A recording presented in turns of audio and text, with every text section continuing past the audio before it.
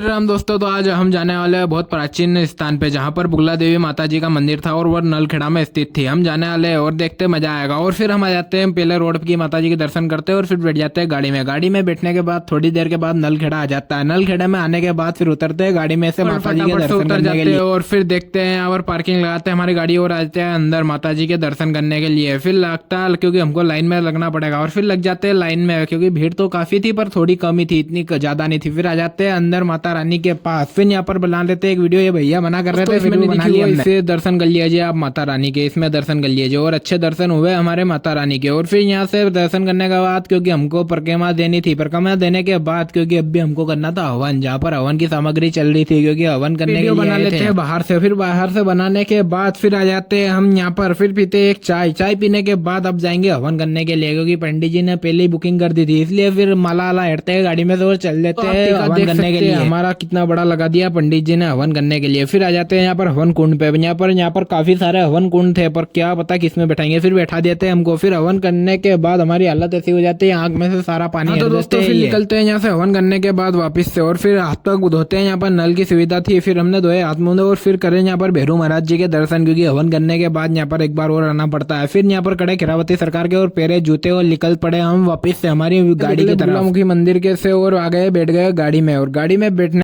बैठ जाते हैं गाड़ी में। गाड़ी में बैठने के बाद यहाँ एक बैनर आया था आई लव नलखेड़ा और फिर यहाँ से निकलते और एक फोटो क्लिक करी हुई बता देते हैं आपको, वहाँ पर शेयर में क्लिक करी थी। फिर यहाँ से निकलते आ जाते होटल पे टेकते गाड़ी रोकते और फिर आ जाते हैं अंदर। अंदर आने के बाद ये हमारा भाई साहब लिस्ट देखने लग जाते हैं क्या मंगवाना और फिर आ जाए थाली लगाते थे। थाली लगाने के बाद फिर आ जाती है हमारा भोजन। भोजन आने के बाद यहाँ से प्रस्ताद होते हैं वापस से घर की तरफ। वे घर की तरफ आने के बाद फिर पहते हैं रास्ते में क्योंकि एक जगह फिर गन्ने का रस पी लिया हमने रास्ते में रुक के। आज तो हमारे पेट की हालत खराब हो गई खा पी के। और फिर गांव में छपरी लड़के दिख जाते हैं हमको।